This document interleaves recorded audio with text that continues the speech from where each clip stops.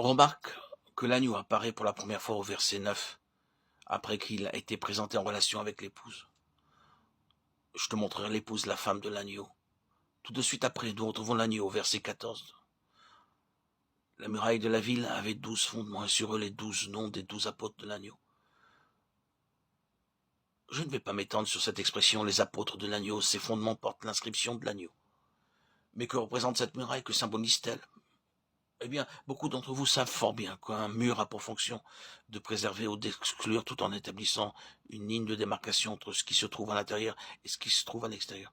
Ceci est inclus dans le mot témoignage, la muraille du témoignage. Nous sommes ici en présence d'une grande et haute muraille. Et quand on considère les dimensions de la muraille de cette ville, on s'aperçoit qu'elle est d'une étendue et d'une hauteur considérable. Elle représente tout simplement la plénitude de l'amour de Christ. C'est un endroit immense qui contient en son sein d'énormes richesses et qui correspond vraiment, comme nous l'avions déjà dit lors de notre précédente méditation, aux paroles de Paul dans sa lettre aux Éphésiens chapitre 3, versets 18 et 19, que vous puissiez comprendre avec tous les saints quelle est la largeur, la longueur, la profondeur et la hauteur, et connaître l'amour de Christ qui surpasse toute connaissance. En fait, la muraille, c'est l'amour de Christ qui surpasse toute connaissance. Donc, une fois passé le stade de la typologie, du symbolisme ou du langage imagé, ce peuple racheté est l'incarnation de cet amour de Christ qui surpasse toute connaissance. La longueur nous ramène à l'éternité passée, au bien-aimé du Père, auquel celui-ci, dans son grand amour, a fait don d'un puissant héritage. Tout a été créé par lui et pour lui. Colossiens 1,16, Romains 11,36. Il est dit l'apôtre, l'héritier de toutes choses, Hébreux 1,2. Le bien-aimé, le premier-né du Père, et l'héritier de toutes choses, et il remplira de sa présence l'univers entier. Éphésiens 4,10. Le plan de Dieu consistait donc à rassembler toutes choses en Christ. Telle est la mesure de l'amour du Père pour son Fils. Le Père le présente comme son Fils bien-aimé. L'immensité de l'amour insondable de Dieu est entièrement concentrée dans la personne du Fils. Voici quelle en est la longueur d'éternité en éternité, puis sa grâce dont il nous a favorisés dans le bien-aimé. Éphésiens 1,6. En d'autres termes, il a fait de nous des héritiers de ce même amour, de sorte que l'amour qu'il a pour son Fils est transféré sur nous.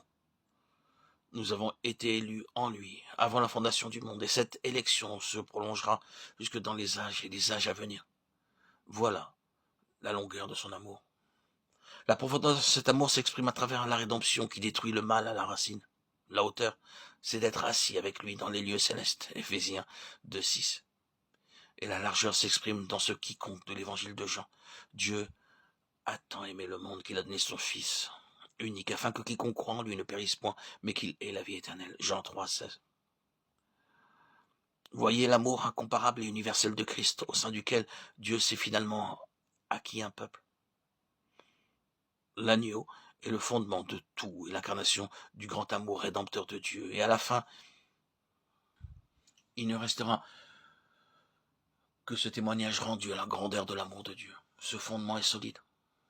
Parfois, nous pouvons être tentés de sombrer dans le désespoir. Nous pourrions très bien désespérer de nous-mêmes et peut-être même des autres. Parfois, on pourrait se demander si l'on va traverser l'épreuve et en sortir victorieux. À vrai dire, de nombreuses questions se présentent à nous, suscitées par la puissance qui nous est hostile.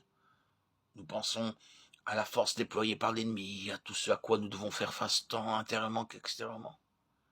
Oui, cette puissance est colossale, mais son amour l'est encore plus.